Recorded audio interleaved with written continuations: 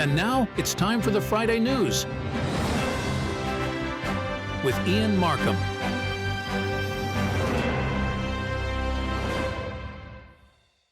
Hello and welcome to the Friday News. I am your host Ian Marcum, here to give you the best satire on YouTube with news that is just slightly out of date. And now on to the jokes.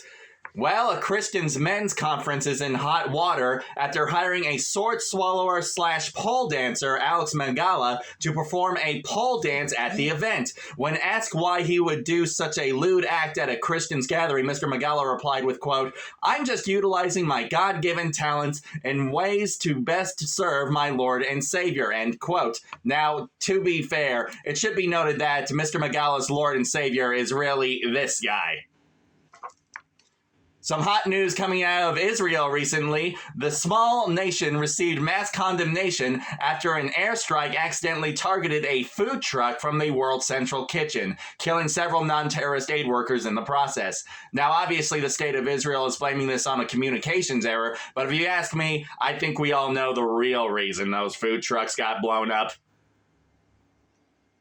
Well, it's time for a Friday News TV recommendation, the part of the show where we recognize the excellence in broadcasting of the TV medium, both past and present. This week, our pick is Everybody Hates Chris, a hilarious romp about the life and times of a young Chris Rock and the crazy events that helped shape the life of the young comedian.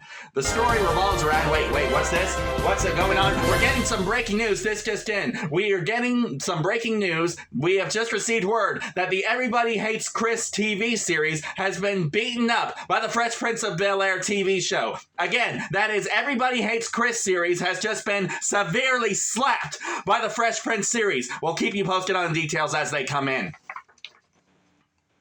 Well,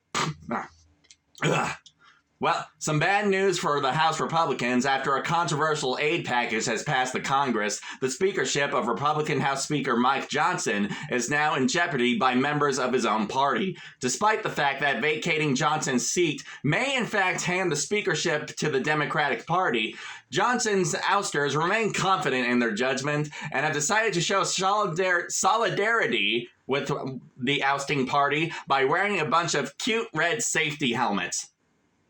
That's nice.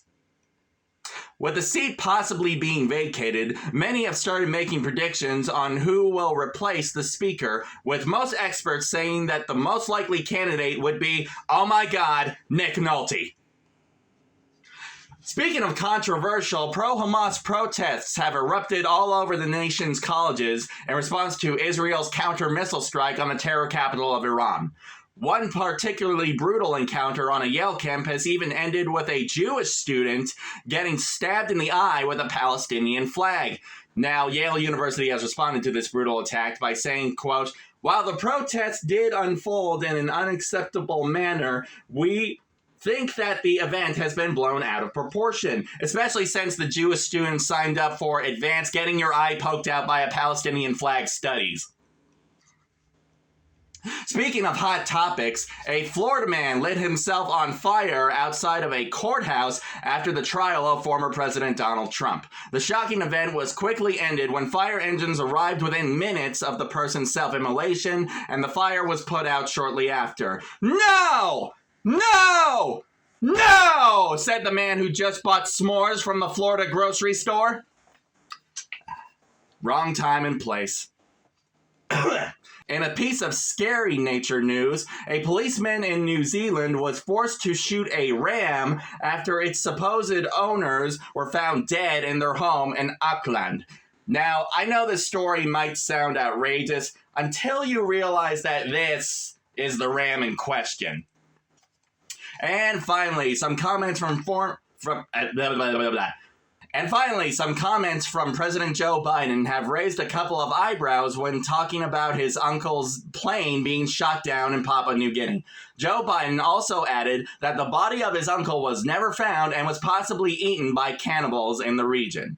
Now, the comment has drawn outrage from many historians and tribal groups, but it has also sparked interest in the food community. And for more great recipes like this, be sure to tune into the hottest new cooking show, Kamala's Kitchen. Weeknights on the Food Network. And that is it. Be sure to like the video if you like the video, and if you like it, share it, do all the things. It really helps the channel grow. And for more Friday news like this, be sure to check in every Friday-ish right here on the channel. Thank you so much for watching and listening. I'm very thankful for you listening all the way to the end. Have a great weekend. Godspeed.